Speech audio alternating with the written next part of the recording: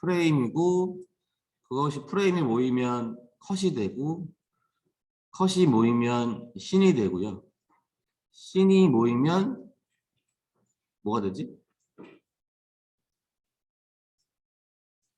시퀀스가 돼요. 그 다음에 시퀀스가 모이면 또 이제 하나의 영상이 이제 다 만들어지는 거죠. 우리가 그 컷을 말하는 거는 컷이라고 말하는 거, 샷이라고 말하기도 하고 컷이라고도 말을 하긴 하는데 컷과 샷의 의미는 약간 다르다고 볼 수도 있는데 컷이라는 거는 카메라가 돌기 시작해서 카메라를 저기 감독들이 그러죠. 레디 액션. 그러니까 슬레이트를 먼저 딱 치고 그 다음에 레디 액션 한단 말이야. 그러면 이제 연기자들이 막 연기를 해. 그 다음에 그 샷에서 연기를 다 했으면 오케이 컷. 그게 컷이에요. 카메라가 돌기 시작해서 카메라가 끝나는 것을 우리는 컷이라고 말을 하고 그거 이제 샷이라고도 표현을 합니다만 그렇게 되고 이제 씬이라는 거는 하나의 장소에서 이루어지는 어떤 사건이 시작해서 사건이 끝나는 거. 그러니까 하나의 장소라고 하면은 그런 거죠. 카페라는 공간에서 두 연인이 막 심각하게 대화를 하고 있는 장면. 우리는 그거를 이제 카페 씬 이런 식으로 말을 해요.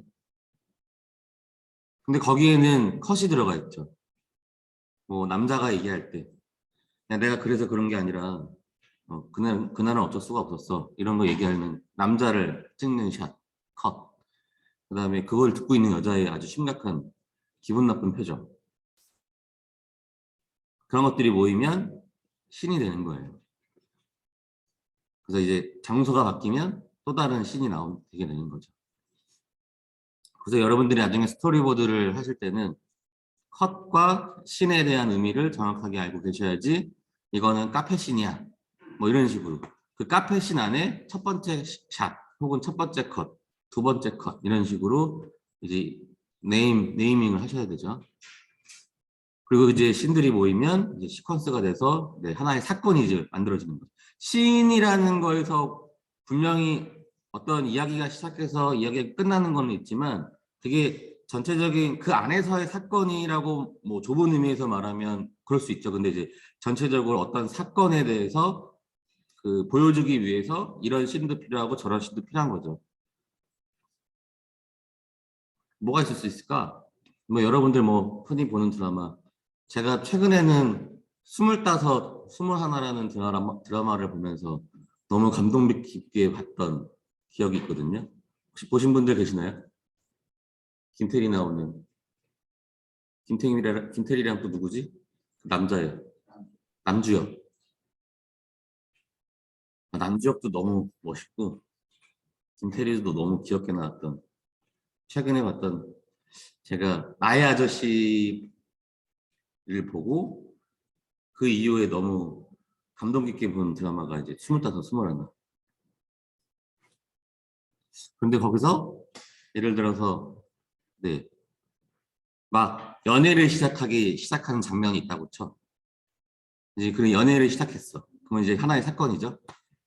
그래서 이제 시퀀스로 보여주기, 연애를 시작하는 모습들을 보여주기 위해서 뭐 카페 씬도 있을 수 있고 어디 에버랜드 놀러 간 씬도 있을 수 있고 그러잖아요. 네, 그렇게 생각하시면 돼요. 그것을 이제 막 시퀀스로 모으고 이제 이별 시퀀스 뭐 이런 식으로 생각을 해주시면 되겠어요. 그래서 약간 시퀀스의 의미는 여기서는 한 프레임 한 프레임들을 모아서 하나의 동영상을 모아놓은 거를 시퀀스라고 표현하지만 우리가 영상적인 시퀀스는 약간 그렇다. 그래서 그 시퀀스를 뽑아내기 위한 세팅이에요. 먼저 커먼에 있는 제일 상단에 있는 파일 아웃부터 보죠. 그 전에 이거 위에서부터 볼까요? 네, 렌더 레이어가 마스터 레이어로 되어 있는데요. 우리가 나중에 렌더링을 할 때는 레이어를 꽤 많이 만들어요. 내가 만들고 싶은 대로 만들어요. 뭐 그림자만 나오는 레이어, 스페큘러만 나오는 레이어, 뭐 그다음에 뭐 디퓨즈만 나오는 레이어. 그런 것들이 다 모이면 마스터 레이어가 되는데 우리는 지금 그런 레이어를 따로 만들지 않았기 때문에 여기에는 마스터 레이어만 보이는 겁니다. 그 위에 그 밑에 렌더 유징, 우리가 지금까지 아놀드 렌더러라는 것을 가지고 렌더링을 한 거예요. 렌더러는 지금 마야 소프트웨어, 뭐 하드웨어, 벡터 이렇게 있는데 잘 안 써요. 뭐 나중에 툰 렌더, 툰 쉐이더, 2D 애니메이션 룩을 뽑을 때도 잘 안 써요. 원래는 마야 벡터 이런 거를 가지고 이제 렌더링을 하면 약간 2D 느낌을 만들고 이제 이런 것들이 있는데, 네. 아놀드 렌더러, 아놀드 전용 툰 쉐이더가 또 있기 때문에 그냥 아놀드 렌더러만 쓰신다고 생각하시면 되고, 여기서 이제 좀 마야를 좀 하겠다, 마야를 좀 한다 하는 사람들은 뭐 Vray 같은 렌더러를 또 쓰기도 하죠. 별 차이 없습니다. 여기서 Vray로 하시는 게 더 좋지 않아요? 뭐 이런 학생들도 있었어요, 옛날에. 좀 마야를 하시는 분들이. 근데 이건 무슨 얘기랑 같은 거냐면, 옛날에 카메라 쓰던 시절, 니콘 카메라로 사진 찍는 거랑, 저기 뭐지? 여기 니콘 카메라 말고 또 뭐 있죠? C로 시작하는 게 뭐지? 캐논. 니콘 카메라로 사진 찍는 거랑 캐논 카메라로 사진 찍는 거랑 카메라 그 사진이 나오는 게 좀 다르거든요. 삼성 카메라로 그다음에 소니 카메라로 찍는 게 좀 다른데, 여러분들이랑은 이제 필름 얘기는 할 건 아니고 뭐 디카 얘기를 하면 되겠죠. 디지털 카메라도 그 카메라 만드는 회사마다 다 달라요. 그 이미지 센서 같은 것들이 어떤 부분을 더 강조하고 이런 것들이 다 있어가지고 달라요. 그래서 대표적으로 소니 카메라는 되게 선명하게 나오는 사실적인 이미지로 나오는, 그게 이제 소니 카메라의 특징이고, 캐논은 이제 캐논 카메라를 되게 많이 쓰는데, 캐논 카메라를 많이 쓰는 이유는 인물이 되게 잘 나와요. 약간 붉은 색조를 잘 표현을 해서 캐논 카메라를 이제 많이 쓰는 이유가 그렇습니다. 그거랑 똑같아요. 니콘 카메라 쓰는 거랑 캐논 카메라 쓰는 거랑 그런 차이라고 생각하시면 돼요. 아놀드 렌더러와 Vray와 멘탈레이를 쓰는 약간의 차이가 있습니다만, 네. 카메라를 조작하는 사람에 따라서 캐논 카메라로 찍지만 선명하게 나오게 할 수도 있는 거고요. 다 그렇습니다. 사실 뭐 그닥 큰 의미는 없어요. 제가 멘탈레이, Vray, 아놀드 렌더러로 세팅해서 렌더링한 이미지를, 똑같은 씬을 이렇게 세 개의 렌더러로 보여주는 어떤 이미지들을 봤는데 구별 못해요.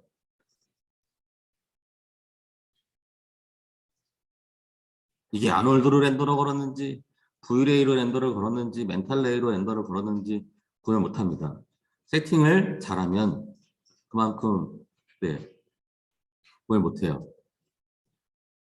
근데 이제 Vray는 여기 마야에 들어오지 않았죠. 마야에 들어오지 않게, 그러니까 공짜로.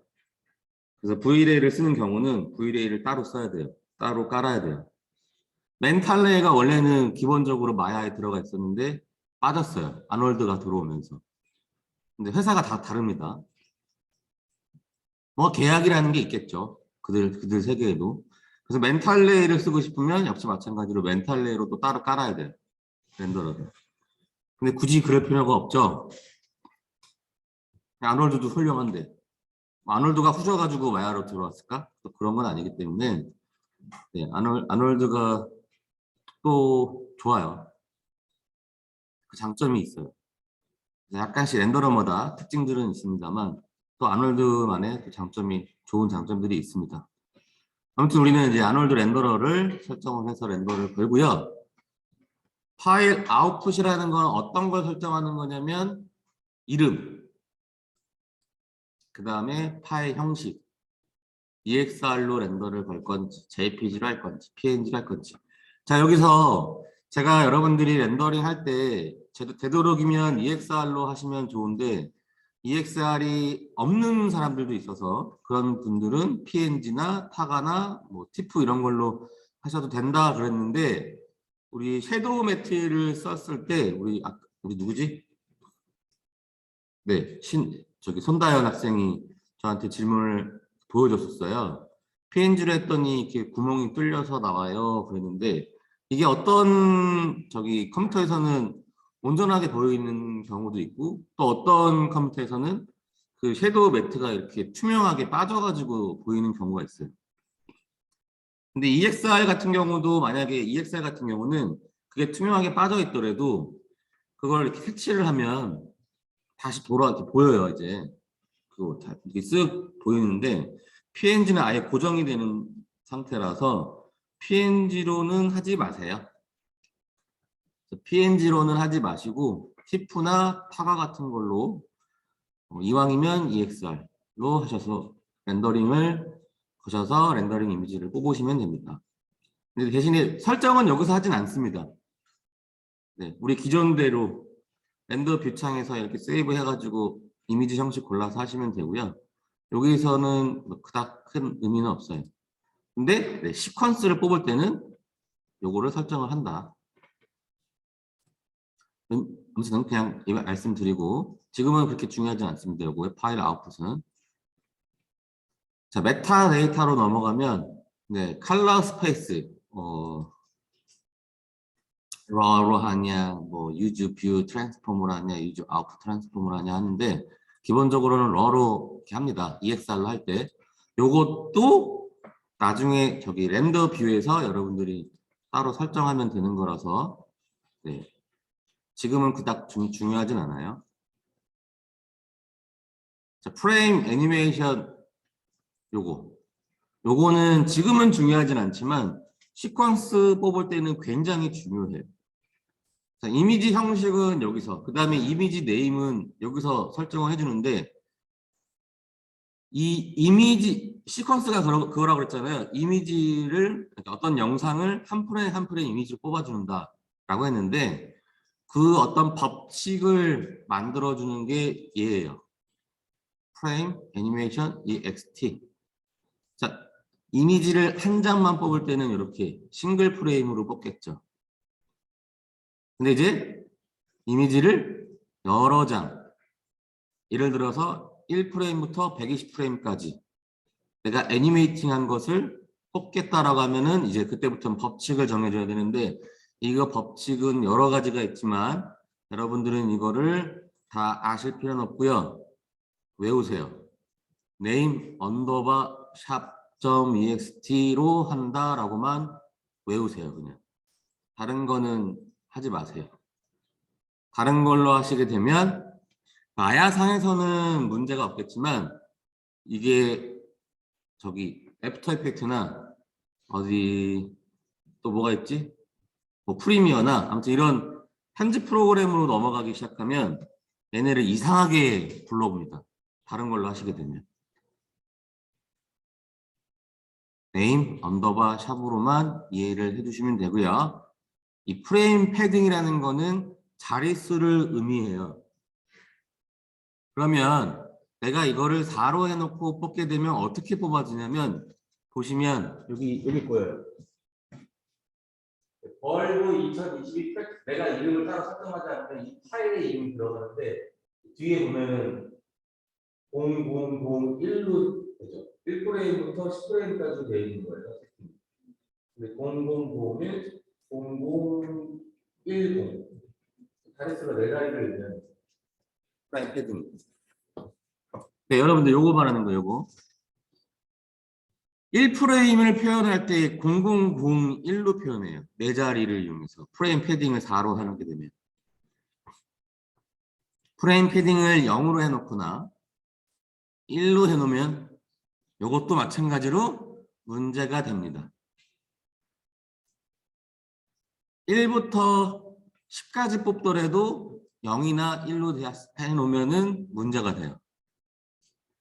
근데 내가 뽑고자 하는 시퀀스가 1부터 99까지야. 그러면 프레임 자릿수가 2개여도 상관은 없어요. 순서대로 쭉 불러오는데 내가 프레임 패딩 자릿수를 2개로 해놓고 1부터 예를 들어서 100프레임까지 뽑는다고 치면 어떤 현상이 생기냐면 1프레임 다음 01 01로 시작하잖아요.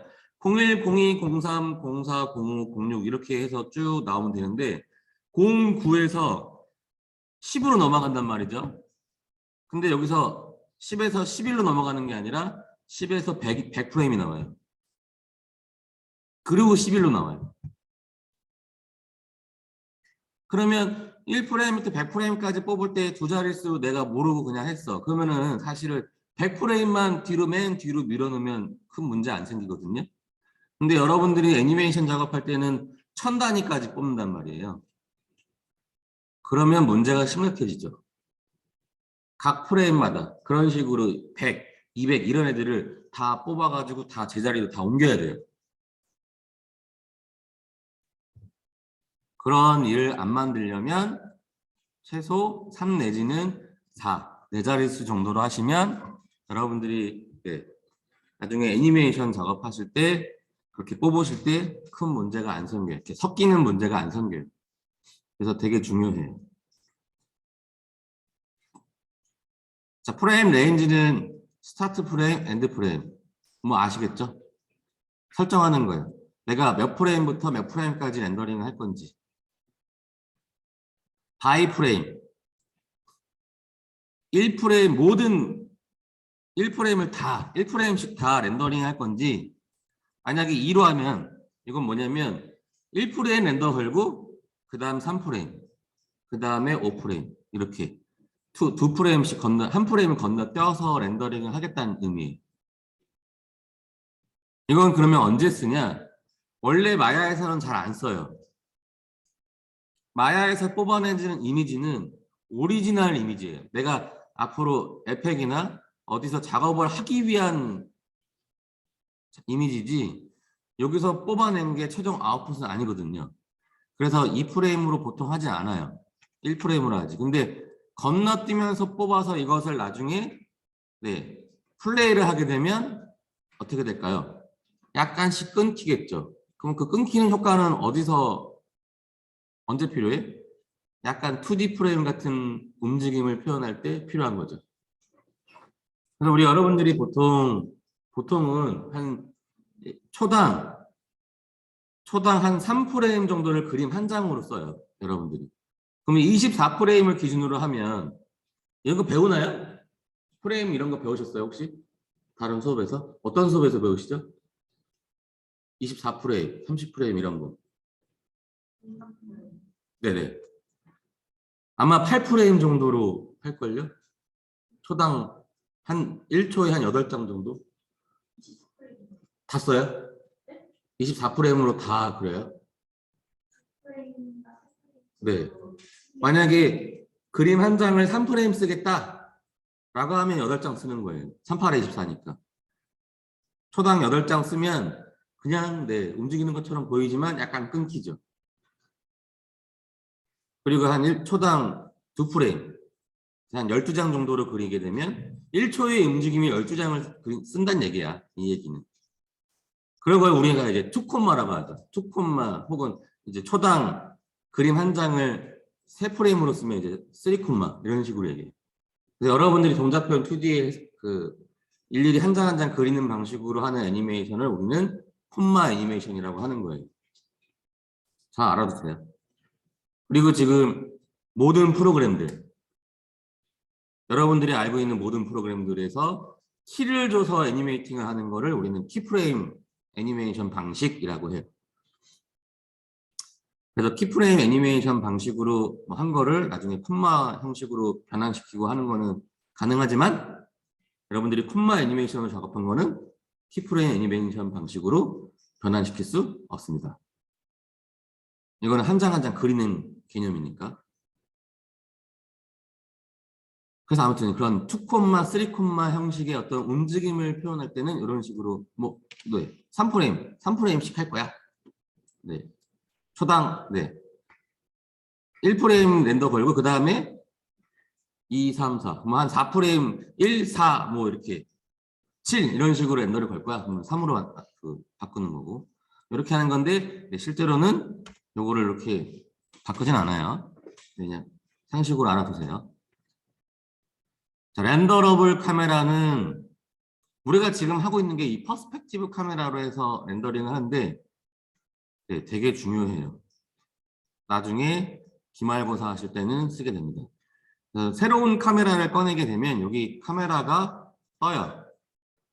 카메라 1, 카메라 2 이런 식으로. 만약에 내가 그 카메라 이름을 바꿨으면 내가 바꾼 카메라가 여기 목록으로 뜨죠. 근데 이제 기본적으로는 퍼스펙티브 카메라, 프론트 카메라, 사이드 카메라, 탑 카메라 이런 식으로 있고 여기 보시면 또 애드 렌더러블 카메라 있죠. 또 누르면 네, 또 이렇게 지금 보시면 퍼스펙티브 카메라, 프론트 카메라, 사이드 카메라 이렇게 돼 있으면 내가 이거를 이제 렌더링 하잖아요. 그러면 퍼스펙티브로 보이는 카메라로 보이는 이미지, 프론트로 보이는 이미지, 사이드로 보이는 이미지를 다 한꺼번에 렌더링을 해줘요. 지금은 그닥 필요하진 않죠. 어쨌든 무한대로 렌더링 하고 싶은 카메라를 무한대로 여러분들이 꺼내서 렌더링을 하실 수 있어요. 그래서 옛날에는 그런 것도 실험을 했었어요. 여러분들 벌써 매트릭스라는 영화도 여러분들 태어나기 전 영화네요. 매트릭스라는 영화에서 처음으로 썼던 게 이제 그 네오가 점프했을 때 카메라가 이렇게 쭉 한 바퀴 도는 장면들. 이제 매트릭스 뭐라고 하는데 그때 처음 썼던 거라서 그 이후에 이제 그런 것들을 되게 많이 쓰는데 요즘에는 뭐 스포츠 같은 장면 보여줄 때도 막 이렇게 딱 야구 선수가 배트를 딱 휘둘러서 공을 딱 치는 순간을 네, 이렇게 매트릭스로 그 순간의 동작을 이렇게 또르르 돌아가면서 찍어주는데 그런 거 할 때, 네, 마야 할 때, 마야로지 그런 장면들을 일부러 막 만들기도 하고 막 그래요. 굳이 그러지 않아도 마야에서는 다 가능한데 이제 그냥 한번 해보는 거죠. 카메라 한 60대 네, 꺼내놓고 여기다가 카메라를 60개를 삥 둘러놓고 그걸 이렇게 만들기도 하고 그랬어요. 되나 안 되나?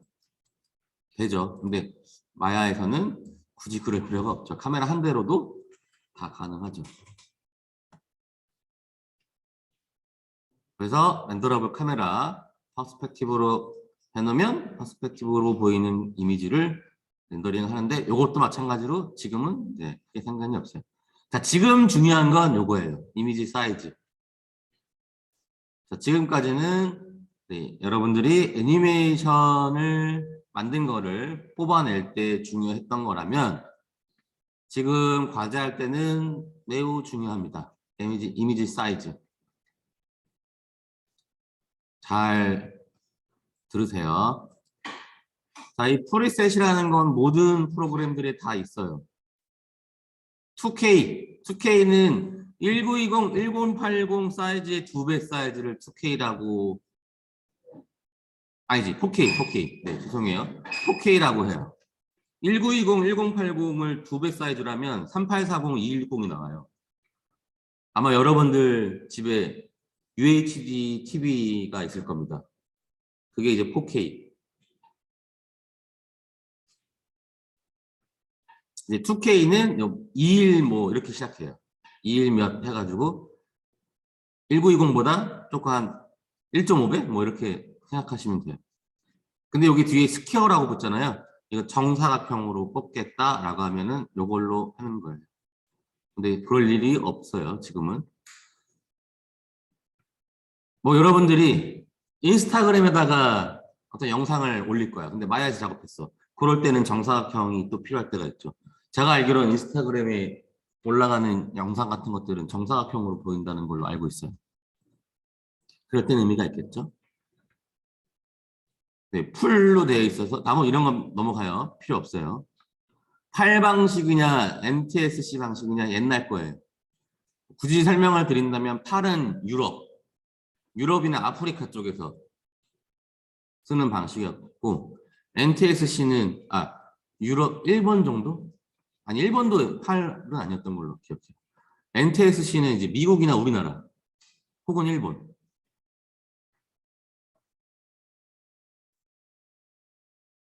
지금은 네, 뭐 HD냐 뭐 이런 건데 지금은 거의 뭐 정해졌죠. 16대 9로 되어 있죠. 영상의 비율이. 그게 이제 기본적으로 가는 거고, 이제 여러분들 뭐 저기 SNS나 이런 거나 아니면 또 여러분들 핸드폰이나 이런 것 쪽에서의 상황에 따라서 이제 바뀌는 거지. 비율이. 그래서 이제 그렇게 돼 있는데, 네, HD 1080이 이제 1920, 1080 범용적으로 지금 쓰이고 있는 거. 근데 이것도 이제 구시대의 화면 사이즈가 되고 있어요. 되고 있죠. 지금 아직까지는 저기 컴퓨터 모니터 같은 경우들은 1920 정도로 많이 쓰고 있는데 지금도 뭐 저기 뭐라 해야 될까? 2K 정도의 해상도 모니터가 24인치가 30만 원도 안 되게끔 안 돼도 살 수 있어요. 그러니까 옛날에는 뭐 1920, 1080 정도 되면은 막 50만 원도 사야 되고 막 이랬었는데 지금은 1920, 1080 해상도 모니터 지금 한 10몇만 원이면 살걸요?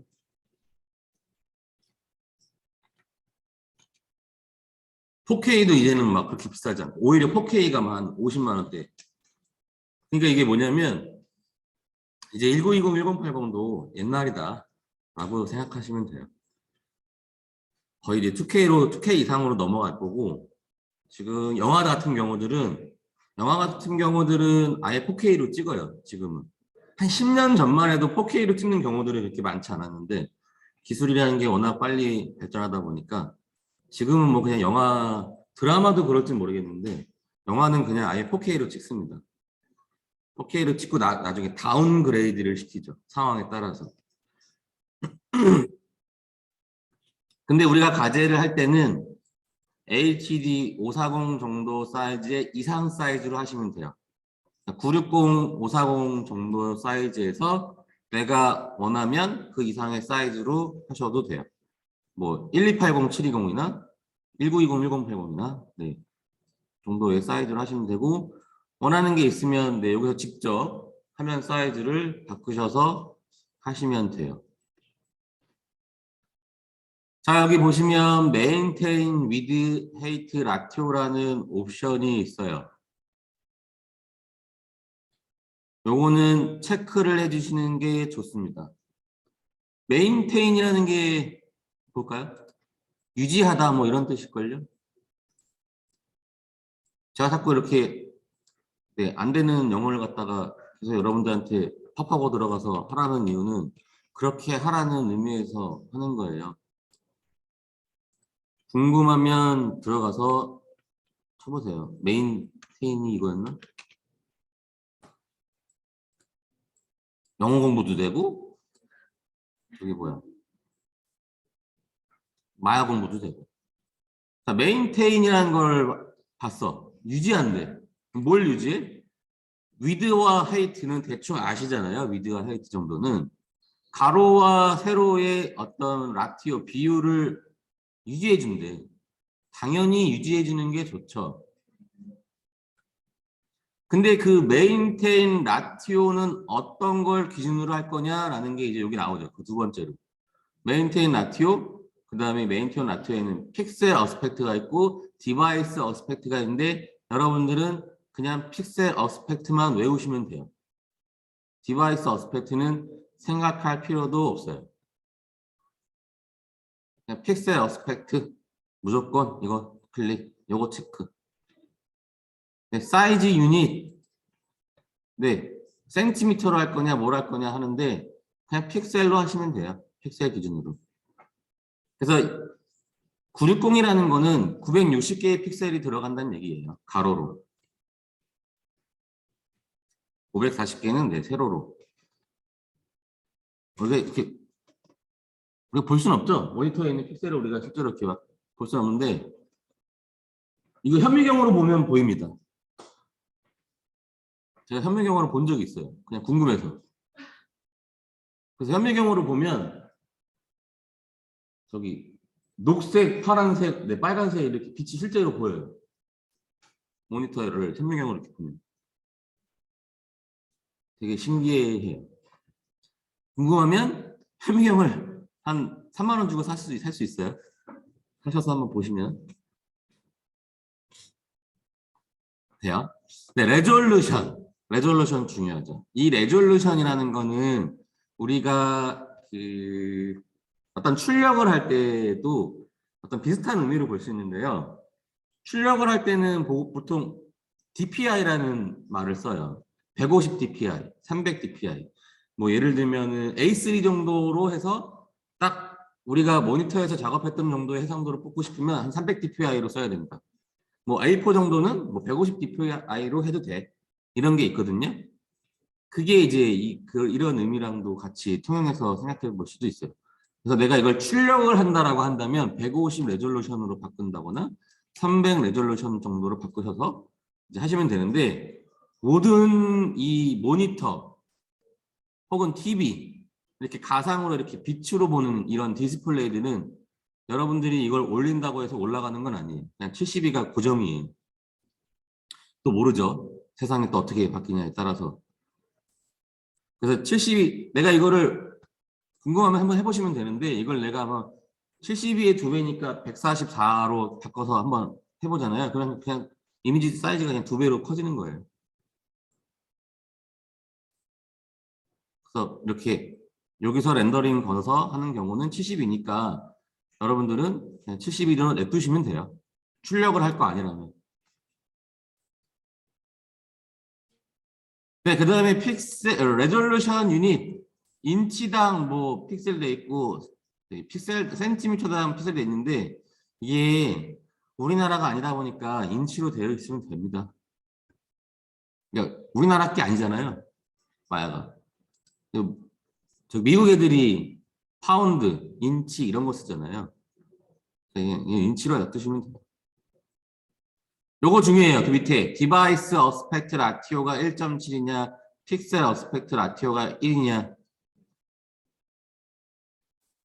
확인만 하시면 돼요. 픽셀 어스펙트 라티오는 1이에요. 픽셀 어스펙트 라티오라는 말은 뭐냐면 픽셀을 가로 비율, 세로 비율, 가로 비율을 기준으로 아마 세로 비율을 기준으로 얘기하는 걸로 네, 알고 있어요. 그래서 세로를 1로 봤을 때 가로를 네, 뭐 0.9로 할 거냐, 1.3으로 할 거냐 이건데 우리는 이게 비율이 바뀔 이유가 없습니다. 옛날에는 있었어요.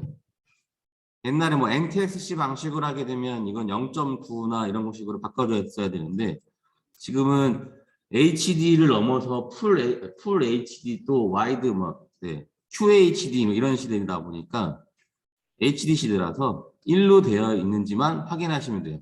졸업 작품을 하실 때도 마찬가지예요. 여러분들이 졸업 작품을 하실 때도 보통 1920, 1080을 하실 텐데 이런 옵션들은 그대로 바꾸실 게 없어요. 이 영상 사이즈만 바꾸시겠죠. 바꾸시게 되면. 다른 프로그램에서도 마찬가지입니다. 픽셀 어스펙트 라티오는 1이고요. 사이즈 유닛은 픽셀이면 되고요. 레졸루션은 70이면 되고요. 메인테인 이런 거 체크하라고 하면 무조건 체크하시면 되고요. 메인테인 라티오가 픽셀 어스펙트로 되어 있는지 확인만 하시면 돼요. 영상 사이즈만 여러분들이 상황에 따라서 바꾸시면 되는데 졸업작품은 1920, 1080 사이즈로 합니다. 네, 여기서 질문 같은 게 있을까요? 이 세팅에서 다시 말하지만 우리가 지금 중간고사 내지는 기말고사를 작업하실 때 중요한 건 네, 일단 요거예요. 이미지 사이즈. 기말고사 때 또 다시 한번 기말고사 때는 또 영상으로 뽑아낼 수도 있으니까 그때 가서 다시 한번 또 말씀드릴게요. 어떻게 세팅하라고. 지금 중요한 건 이미지 사이즈 요거. 요 세팅이 중요합니다. 자, 제가 여러분들 지금 필요한 세팅을 이렇게 해놓은 거니까 나중에 참고하세요. 수업 영상 보시면서.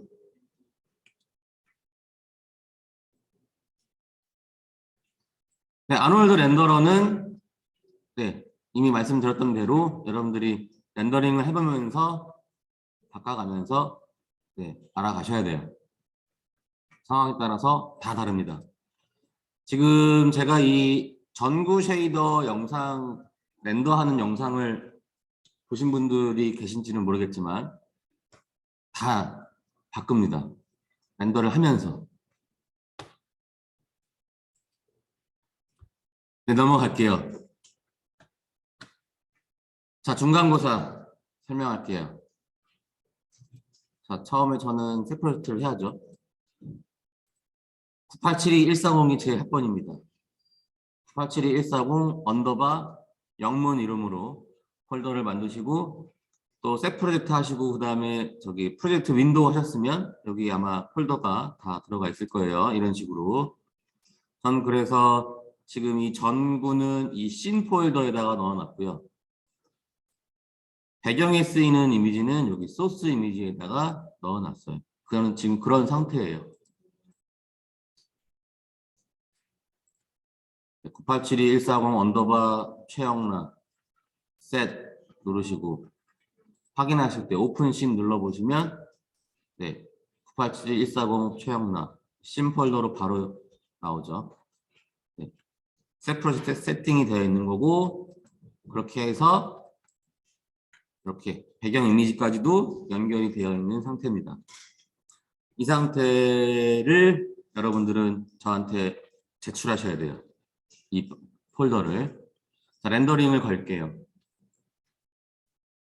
자, 렌더링은 요거 슬레이트 모양 누르시면 되죠.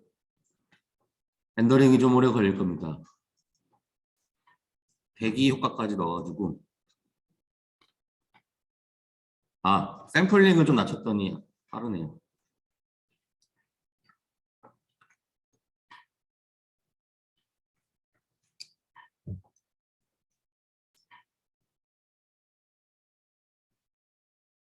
이거 지금 내가 설정한 이 퍼스펙티브 카메라 지금 사이즈가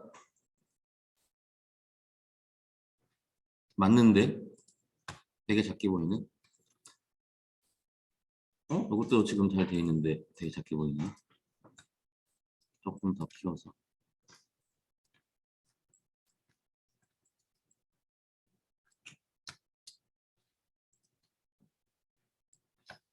이따가 카메라에 대해서 말씀을 드릴 텐데 그 여러분들이 샷을 하나의 레이아웃을 잡을 때는요. 기본적으로 어떤 그 설명하는 샷인 경우에는 넓게 혹은 약간 높게 이렇게 하는데 이게 설명하는 샷이 아니라 어떤 감정적인 거를 뽑을 때는 눈높이예요. 기준이 눈높이예요. 배우가 있다면 배우의 눈높이. 배우보다 카메라의 시선이 배우보다 올라간다거나 그러면 이제 나랑 좀 멀어지는 거라고 생각하시면 돼요. 그게 그냥 기본 개념이라고 생각하시면 됩니다. 스토리보드 그릴 때 네, 항상 자기들이 그리던 방식으로만 그려서 그런 것들을 잘 못하시는 분들이 많은데 개념을 알아야지 이제 연습이 돼요. 맨날 내가 그리던 방식으로만 그리면 감정이 요상하게 아무튼 잘 안 느껴지는 게 있습니다.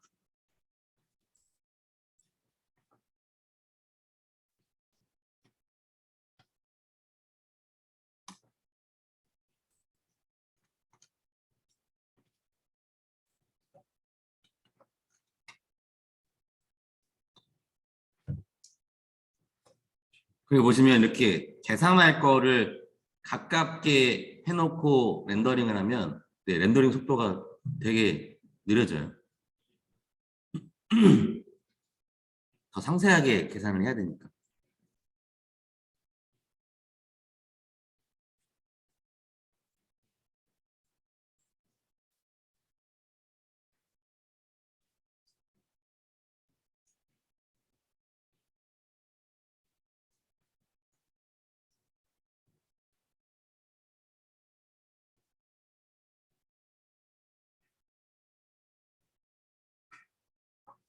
이렇게 특별한 이상이 없이 렌더링이 잘 내가 원하는 대로 되셨다라고 느껴지시면 이제 저장해야죠. 세이브 이미지 하면 되는데 여기서 내가 EXR로 할 거냐 뭐 타가나 티프로 할 거냐에 따라서 여기 세이브 이미지 옆에 옵션 창이 있어요. 요걸 선택을 좀 해주셔야 돼요.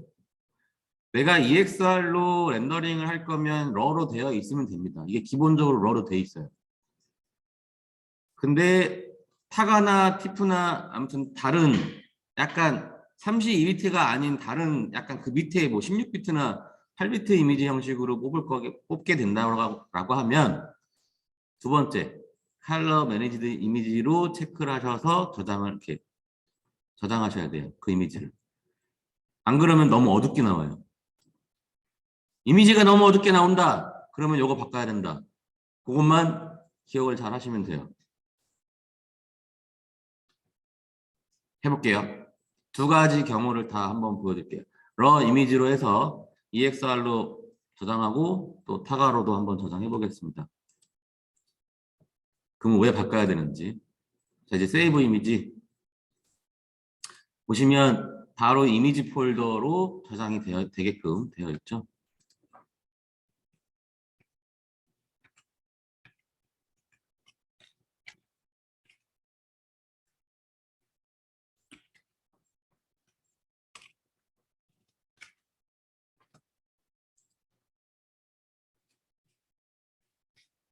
자, 그 다음에 EXR 이미지로 또 해볼게요. EXR은 오픈 EXR입니다.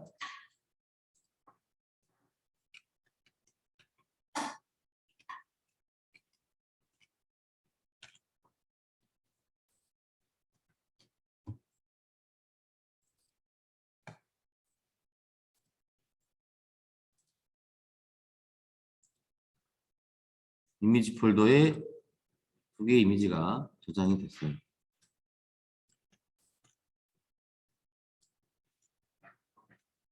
오픈 EXR을 포토샵 같은 데서 열면 알파 채널을 기준으로 이렇게 뭐 할 거냐, 뭐 트랜스퍼런시 기준 상관없어요. 따로 작업할 거 아니라서.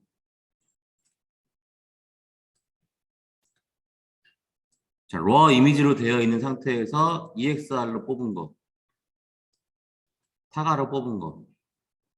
이러니까 바꿔야겠죠? 세이브 이미지 할 때 내가 타가로 뽑겠다라고 하면 두 번째 옵션으로 바꾸셔야지 이렇게 나올 거예요. 내가 설정한 대로.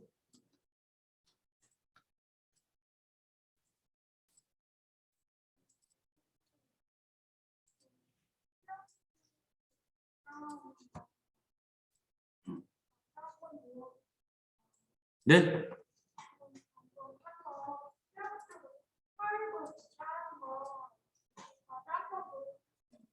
지금 이 상태에서요? 이 파일, 세이브 이미지, 오픈 EXR 확인하시고 이름 바꿔주시고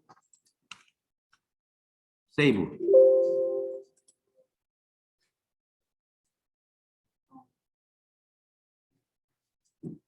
세이브 이미지. 파일 형식 오픈 EXR 이름 바꿔주시고 세이브.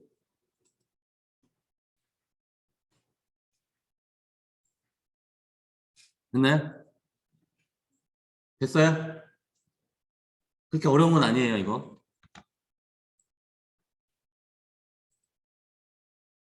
자, 요게 이제 잘 기억을 하셔야겠죠?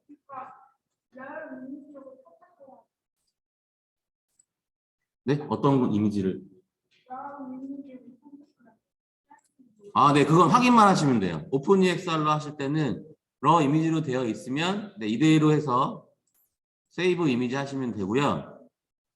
그 다음에 오픈 EXR이 아닌 타가나 아니면 티프로 저장을 하실 거면 그때는 요거 두 번째 걸로 바꿔주셔야 돼요.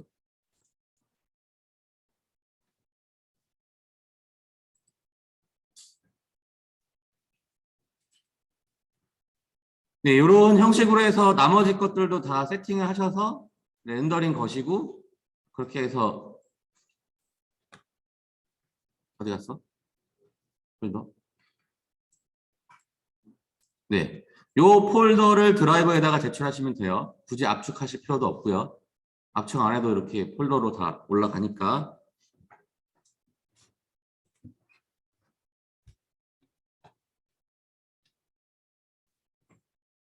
드라이브에는 우리 저기 폴더 만들어 놨죠, 제가.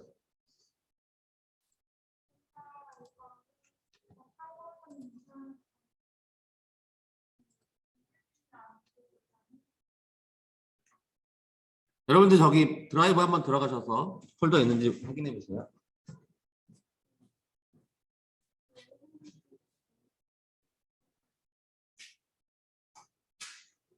마야 이렇게 많이 펴놓으시면 안 돼요.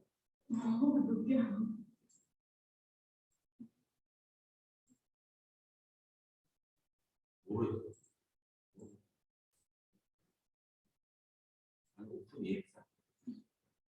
EXR을 하거나 아니면 T2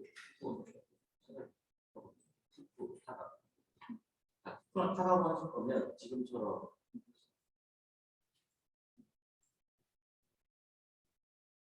이걸로 되어 있으면 되고요. 오픈 EXR로 렌더를 보실 거면 너 유즈를 되겠습니다. 오픈 EXR로 렌더를 볼 거면 러 유즈로 되어 있습니다. 다 엉뚱한 파일 형식으로 해본 거예요 지금.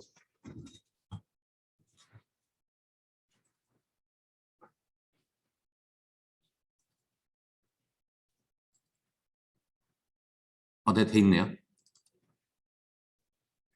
우리는 01반 폴더에다가 넣으시면 되죠.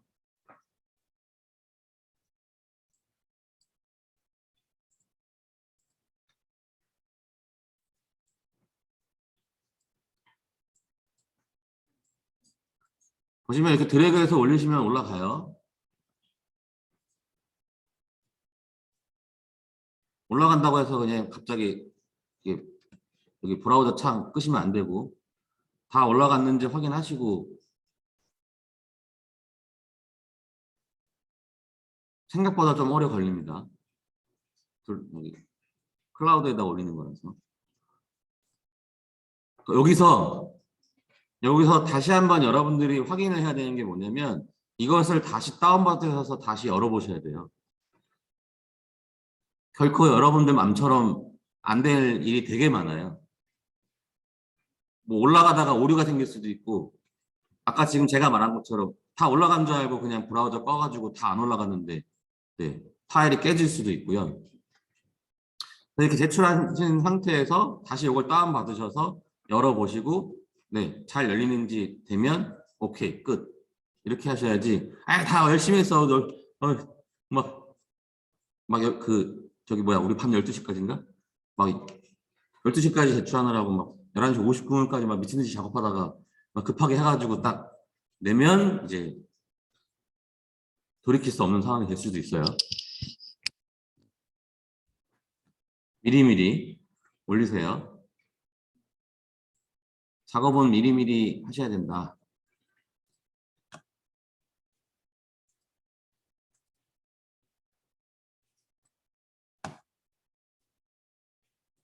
네, 저기 12시에 다시 시작할게요.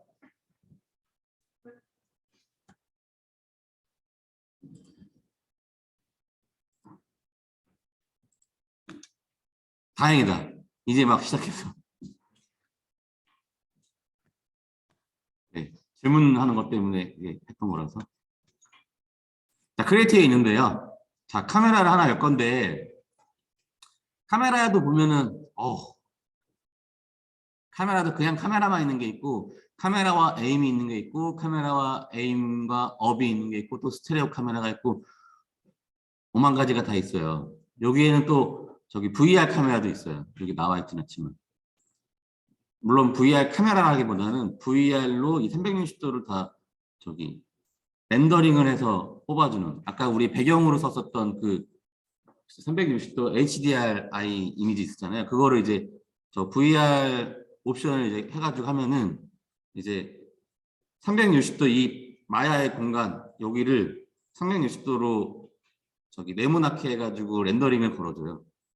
그럼 나중에 그거를 VR이라든가 아니면 유튜브 같은 데다가 올리면 걔가 알아서 구체로 만들어줘서 VR 여러분들이 유튜브에서 보는 VR 콘텐츠가 다 그런 식으로 만드는 거예요. 아예 카메라 360도 렌즈 카메라로 찍어서 저기 그거를 펼친 다음에 유튜브에 올리는 거 아니면 이런 식으로 애니메이션으로 만드는 것 같은 경우는 여기서 이제 옵션을 체크해서 360도를 다 렌더링을 해서 그걸 영상으로 만든 다음에 그거를 이제 유튜브에 올리면 유튜브가 알아서 그걸 구체로 이렇게 만들어 줍니다. 여러분들이 보는 유튜브의 그 360도 영상이 그렇게 작업을 하는 거예요. 그래서 엄밀히 말하면 360도 영상이라고 하지 걔를 VR이라고 하진 않아요. 옛날에는 그걸 VR이라고 했었는데 엄밀히 따지면 VR 컨텐츠로 보기에는 약간 부족한 면이 없잖아 있죠. 어쨌든 네, VR 컨텐츠의 그냥 하나의 카테고리, 작은 카테고리라고 생각하시면 됩니다. 그 360도 영상은. 다시 카메라로 가셔서요. 뭐 그냥 카메라 하나만 꺼낼게요. 그냥 이 카메라라고 되어 있는 거. 클릭하시면 네, 열려요. 만들어져요, 이렇게. 너무 작다 싶으면은 스케일 키우시면 네, 카메라 아이콘 크게 키워서 보실 수 있어요. 다시 말씀드리지만 이 카메라도 네, 이 디렉셔널 라이트처럼 아이콘을 키운다고 해서 빛이 세지거나 뭐 어떻게 영역이 넓어진다거나 이건 아니에요. 그냥 선택하기 편하라고 지금 키우는 거지. 카메라의 실제 화각이라든가 이런 것들은 여기 카메라 옵션을 바꿔야 되는 거죠. 이 카메라를 이제 움직일 수도 있고요. 로테이션 시킬 수도 있는데 내가 이 카메라로 당연히 얘도 카메라니까 이런 퍼스펙티브 카메라처럼 이 카메라로 보이는 장면을 내가 이렇게 보고 싶잖아요. 당연히 있어요. 그래서 포뷰, 레이아웃을 포뷰로 바꿔주시면 지금 이렇게 4개의 기존의 기본 세팅이 퍼스펙티브, 탑, 프런트, 사이드로 되어 있는데요. 이 중에 하나를 이 카메라로 보이는 뭐라 해야 될까? 네. 이 카메라로 보이는 걸로 바꿀 수가 있어요. 패널. 이렇게 퍼스펙티브. 스테레오라는 거는 우리 3D 컨텐츠 만들 때 쓰는 패널이에요. 양안 패널. 사람 눈이 2개잖아요. 그래서 카메라가 실제로 이렇게 2개로 되어 있는 건지는 모르겠지만 이렇게 보이는 걸 이렇게 2개의 눈으로 이렇게 보이게끔 해주는 거 이제 그런 건데 안 써봤어요 저도. VR은 해봤는데 제가 따로 이렇게 3D에서 진짜로 3D 입체 영상을 만들 일이 없었어가지고 그런 거 할 때 이제 쓰는 거예요. 이거는. 근데 이 퍼스펙티브에 가면요. 아까 없었던 카메라 1이라는 애가 이제 나타나기 시작한 거죠. 지금 얘 이름이 카메라 1이에요. 지금 내가 만든 애가. 얘 이름 바꿔볼까요? 벌브 씬이라고 하면 보시면 벌브 씬이라는 카메라로 되어 있죠. 이거 클릭하시면 이제 카메라로 보이는 화각이 보이죠. 이 카메라를 이동을 시켜볼까요? 이 카메라를 로테이션을 시켜볼까요? 자, 그러면 이 카메라 뷰 창으로 스페이스바 눌러서 바꾸면 어떻게 할 수 있을까? 똑같아요. 우리가 카메라 움직이는 단축키 써서 이 카메라를 움직일 수 있어요. 궁금하면 이렇게 같이 보면 되죠. Alt키 누르고. 그러니까 카메라를 움직이는 단축키가 이제 Alt 그다음에 마우스 버튼이라고 생각하시면 돼요. 꼭 퍼스펙티브 카메라, 프론트, 사이드 카메라만 움직이는 게 이제 아니다. 카메라, 새롭게 내가 만든 카메라도 이렇게 직접 여기서 카메라를 움직일 수도 있고 또 이 카메라 아이콘을 이용해서 움직일 수도 있고요. 그러니까 오브젝트 개념이면서도 카메라인 거죠. 다른 카메라들도 마찬가지예요. 다 키를 줄 수 있고 합니다. 키를 줄 일이 별로 없으니까 안 쓰는 것 뿐이지.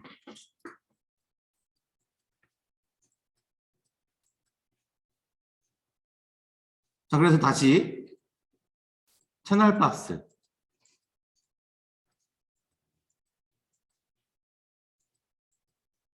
채널 박스에 이 카메라의 채널 정보들을 다시 트랜슬레이트를 0, 0, 0, 로테이트도 0, 0. 스케일은 아무 의미 없다고 그랬죠. 커도 상관없고 작아도 상관없어요. 해놓으면 다시 얘가 처음에 만들었던 그 위치로 가죠.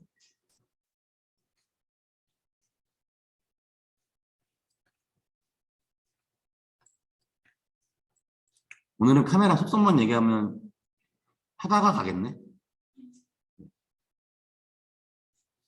자, 이 카메라라는 거는 되게 많은 옵션들이 있어요, 사실은.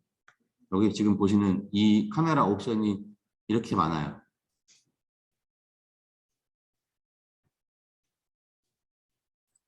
어트리뷰트 에디터에서 한번 볼까요? 중요한 건 이거예요. 중요한 건 이 카메라를 여러분들이 실제로 만약에 좀 쓰게 되면 여기 바꿀 일은 별로 없어요. 필름백 여기 바꿀 일은 별로 없는데 앞으로 여러분들은 이걸 바꿀 일은 꽤 많아요. 이 세 개. 옵션은 세 개지만 한 두 가지 정도밖에 뭐 안 씁니다. 알아서 바뀌어요. 뭐 나머지는. 제일 중요한 건 이거예요. 포컬 랭스. 우리가 카메라를 쓰는 일이 워낙 없다 보니까 여러분들 다 카메라 써봤자 핸드폰 카메라 쓰잖아요. 근데 옛날에는 DSLR 카메라도 많이 쓰고 캠코더도 많이 쓰고 과제하려고 해도 막 캠코더 많이 써야 되고 막 이랬었어요. 1학년 때. 필름도 배우고 사진 필름 사진 찍어가지고 현상하는 것도 배우고 약품 넣어가지고 몇 대 몇으로 비율 섞어서 그러다 보니까 이제 카메라에 대해서 옛날 사람들이 더 익숙한데 우리는 지금 카메라에 대해서 익숙하지가 않은데 그럼에도 불구하고 우리는 이제 영상 작업을 하기 때문에 되게 중요합니다, 이건. 실제로 여러분들이 카메라를 써서 작업하는 일은 별로 없을 거예요. 여러분들 대부분 2D나 아니면 3D나 이런 식으로 이 컴퓨터를 이용해서 애니메이션을 만들지 뭐 픽셀레이션이라고 하죠. 실제 영상으로 찍어서 그거를 애니메이션으로 만든다거나 그런 일 별로 없고 스탑모션 하는 사람들도 또 적죠. 상대적으로. 특히 스탑모션 하는 사람들은 아주 잘 알아야 돼요. 내가 스탑모션 쪽에 관심이 있다. 근데 내 카메라가 없어. 그러면 마야 카메라 가지고 연습하실 수 있어요. 자, 이 포컬 랭스라는 게 왜 중요한지를 지금부터 설명을 드릴게요. 보면은 카메라에 이게 렌즈 사이즈를 의미해요. 렌즈 미리수. 여러분들이 야, 몇 미리 렌즈 이런 거 할 때 이 35라는 건 뭐냐면 35mm 렌즈라는 걸 말하는 거예요. 왜 35일까? 이런 거 궁금해야 돼요, 여러분들. 왜 23.97이지? 왜 29.97이지? 30이면 30이고 어차피 프레임인데 이런 걸 궁금해야 돼요. 안 가르쳐줘요. 학교에서 잘 안 가르쳐줘요. 앞에 안 가르쳐줬어, 교수님들이. 그래서 학생들끼리 그걸 가지고 막 토론을 했었어요. 왜 23.97이라는 게 있지? 그래서 막 서로 막 내가 맞네, 제가 맞네. 교수님이 그랬더라. 그러면 걔 말이 맞는 거야. 막 그런 식으로. 근데 알고 봤더니 아니야. 막 되게 많았어요. 근데 왜 35일까? 이 35mm라는 게 왜 이렇게 디폴트로 있을까? 아시는 분 계세요? 이 35의 의미는 뭘까?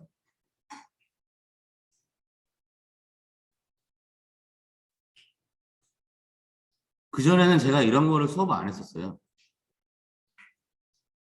근데 너무 모르더라고. 다른 수업에서 할 줄 알았어, 나는. 뭐 스토리보드나 이런 데서 난 수업을 할 줄 알고 그닥 그렇게 얘기를 안 했는데 내가 알기로는 했다라는 얘기를 저기 최영경 선생님한테 들었어요.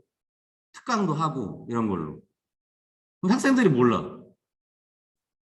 왜냐면 그때는 그렇게 중요하지 않았거든. 자기한테. 그냥 내가 내 머릿속에 있는 배경, 내 머릿속에 있는 그림으로 그냥 그랬었던 거거든요. 스토리보드를. 그 스토리보드 시간에 배웠어요, 이거. 지금 스토리보드 시간이잖아요. 뭐 따로 특강 하실지는 잘 모르겠는데 학생들 너무 몰라가지고 지금 제가 하는 거예요. 2번 배워도 부족함이 없는 거라서. 35라는 거는 아까 말했던 대로 여기 있으면 안 되지 내가. 35라는 거는요. 카메라가 이렇게 있잖아요. 카메라의 화상을 받아들이는 센서. 옛날에는 필름이야. 옛날에는 필름이었으면 어딨지? 옛날에는 필름이었으면 지금은 이미지 센싱 그 센서가 있는 부분이에요. 이 빛을 받아들이는. 예. 걔랑 렌즈의 간격이에요. 35mm다 뭐다 하는 게. 35mm보다 작으면 20mm가 되겠죠? 이렇게 되면. 그리고 35mm보다 더 넓어지면 뭐 100mm까지도 갈 수 있고 뭐 기술만 된다면 뭐 1m까지도 갈 수도 있죠. 그래서 여러분들이 흔히 보는 저기 스포츠 축구 같은 데서 보면은 망원 렌즈 대포 같은 거 이렇게 끼고 막 사람들이 사진 찍고 이러잖아요. 거기에 이제 렌즈 사이즈가 이미지 센서와 렌즈의 거리가에 따라서 받아들이는 화각이 달라지기 때문에. 그렇다면 왜 35냐? 35mm가 우리가 이렇게 렌즈를 만들고 카메라를 만들어서 막 했더니 그 렌즈 그 표준 렌즈가 이제 뭐 두께가 있고 뭐 사이즈가 있어요. 그거에 35mm 정도의 거리감을 뒀더니 사람 눈이랑 화각이 똑같더라, 비슷하더라. 그래서 사람 눈을 기준으로 해서 하는 거예요. 그래서 이 카메라가 처음에 딱 열었을 때 세팅이 이렇게 돼 있으면 35로 되어 있는 거는 사람 눈을 우리가 표준으로 생각하기 때문에. 그래서 우리는 35mm 렌즈를 표준 렌즈라고 얘기를 해요. 사람 눈의 화각이랑 비슷하다. 여러분들이 이렇게 내 양쪽에 손가락을 이렇게 한 다음에 이렇게 하면요. 180도가 안 돼요. 180도보다 좀, 이 정도 돼야지 보여요. 잘 보이는 게. 이 정도까지도 보이지, 사실. 느낌상. 근데 잘 보이려면 이 정도까지는 돼야 돼요. 근데 그 화각이 35다. 35mm가 됐을 때 사람 눈의 화각이랑 비슷한데, 여기서 이제, 그러면요.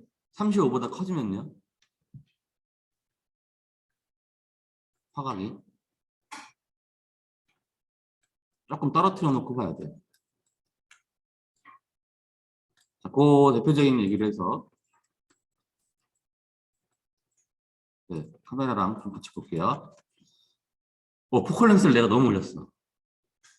좀 낮출게요. 그럼 어떻게 되죠? 카메라는 가만히 있는데 자꾸 카메라가 뒤로 가는 것처럼 보이죠? 이걸 35로 바꿔볼게요. 사람 눈 사이즈로.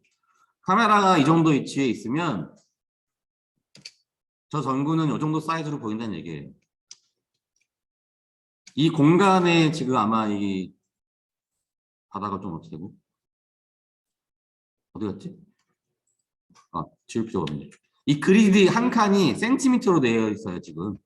여러분들 딱히 바꾸지 않았으면 이 그리드 한 칸이 센티미터로 되어 있어서 몇 개일까 이게? 그리드가 한 칸이. 하나, 둘, 셋, 넷, 다섯, 여섯, 일곱, 여덟, 아홉, 열, 열하나, 열둘. 그럼 저쪽도 12개니까 24개니까 이게 하나에 50cm라고 생각하면 돼요.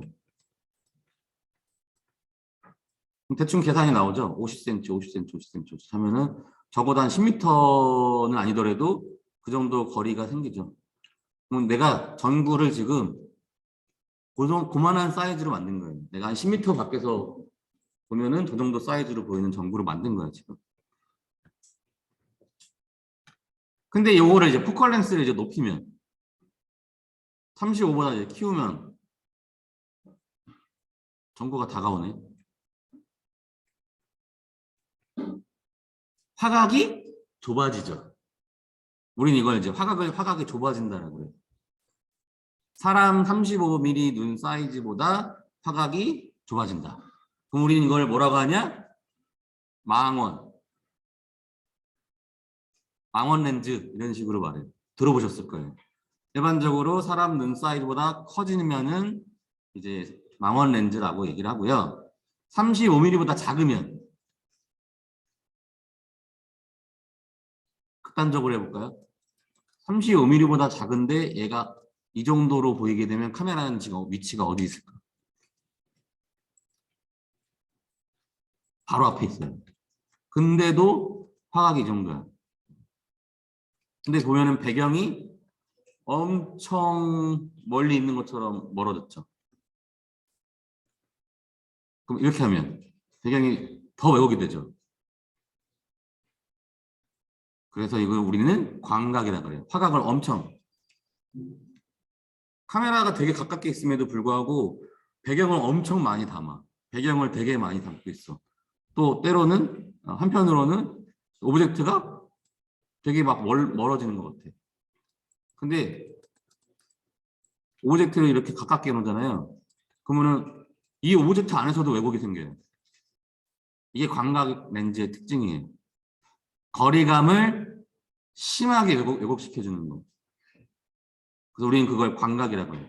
실제 카메라의 위치라든가 이런 거에 비해서 화각이 엄청 넓어지는 거. 이게 이제 더 심해지면은 어안 렌즈가 되는 거고, 이게 이제 더 심해지면 360도 렌즈가 되는 거예요. 요즘 이제 새롭게 나와 있는 이제 VR 뭐 이런 거 컨텐츠 만들려고 이제 360도 렌즈도 나왔는데 이제 그렇게 되는 거예요. 근데 그 전까지는 이제 어안 렌즈 정도까지가 이제 최대 화각이었다라고 생각하시면. 우리가 저기 아직도 아파트에 이거 있는 사람, 아파트에 이렇게 렌즈 있어가지고 아파트 문에서 이렇게 보고 누구 왔는지 확인하는 집 있어요? 네. 지금 대부분들은 다 이제 영상 인터폰으로 돼가지고 저기 영상 통화하는데 아직까지도 있어요. 저기 옛날 아파트들, 뭐 빌라 같은 거. 그래서 그 렌즈 보면서 이제 누가 왔구나, 택배 아저씨가 왔구나, 앞에 두고 가세요. 이런 얘기 하는데 택배 아저씨가 이상하게 왜곡이 돼 있어. 걔가 관광 렌즈라서 그래. 그냥 그거를 표준 렌즈로 만들면 누가 왔는지 안 보일걸요? 코만 보일걸요? 그래서 그런 경우는 이제 광각 렌즈를 쓰는 거죠. 왜 광각과 표준과 망원이 왜 중요하냐? 여러분들이 그림을 그린다거나 아니면 영상을 만들 때 이 렌즈 사이즈에 의해서 화면에 담는 양과 그 다음에 그 주인공과 배경의 어떤 관계에 의해서 감정을 만들어내기 때문에 매우 중요합니다. 여러분들이 스토리보드를 그릴 때 이런 개념이 없이 그냥 무개념으로 스토리보드를 그리면요. 항상 자기 머릿속에 있는 어떤 느낌으로만 그리다 보니까 이럴 때는 광각을 써야지 더 공간적으로 더 막 뭐라고 해야 될까 스케일이 더 막 느껴지고 막 이러는데 이럴 때는 인물한테 더 다가가야지 왜 인물이 조금 멀어져 있지? 이런 게 이제 나오는 거예요. 그런 개념이 없으면 그런 걸 못 만들어요. 그냥 항상 머릿속에서 있는 느낌으로만 만들어서 그냥 다 답답한 사이즈로 그리거나 아니면 계속 다 넓은 사이즈로만 그리게 되는 현상이 생기죠.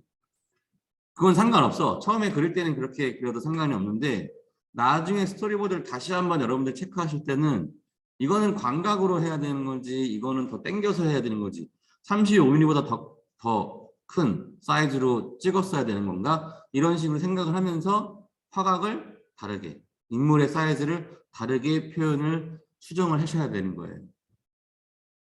스토리보드로 관심이 있으신 분들은 스토리보드 작가는 거기까지 해줄 수 있어야 돼요. 막연히 제가 그냥 내 머릿속에 있는 거 그냥 그림 그리고 이게 스토리보드 작가가 아닙니다. 준연출이에요. 준연출. 스토리보드 작가는 연출은 거기까지 생각 안 하지. 카메라 사이즈 이런 것까지 생각 안 하지. 시나리오 뭐 이런 것만 뭐 씬별로 연기 같은 것만 잘 시키면 되는데 스토리보드 작가는 연출이 생각해 줘야 되는 것과 포함해가지고 카메라 감독이 생각해야 되는 것까지도 자기가 짜줄 수 있어야 돼요. 그래야지 그거 가지고 그걸 기획서로 생각해서 그걸 가지고 연출과 저기 누구야 촬영 감독과 뭐 저기 아티스트 저기 뭐지 뭐 세트 감독 이런 사람들이랑 같이 얘기를 하는 거예요. 스토리보드 작가는 그런 것까지 다 막연하지만 펼쳐주는 거예요. 그래서 렌즈 사이즈가 굉장히 중요하다. 3D 애니메이션 할 때는 마찬가지로 렌즈 사이즈를 이런 식으로 변경하면서 이제 작업을 하죠. 그냥 35mm로만 계속해서 하는 거는 카메라를 몰랐을 때 그렇게 하는 거고 35mm 표준 렌즈다. 35mm보다 적어지면 광각이다. 많아지면 망원이다. 그래서 우리는 졸업사진 같은 거 찍을 때 망원 렌즈로 찍는다. 배경을 다 날려줘야 되기 위해서. 인물한테 더 집중하게 하려고. 네, 오늘 요 정도까지만 할게요. 그래서 집에 가셔서 내가 중간고사를 하실 때 광각으로 하는 게 더 좋을지 표준으로 하는 게 좋을지도 한번 생각해 보시기 바랍니다. 다음 시간에 이제 애니메이팅 하는 거 진행할게요. 고생하셨습니다. 감사합니다. 감사합니다. 감사합니다. 감사합니다. 네, 고맙습니다.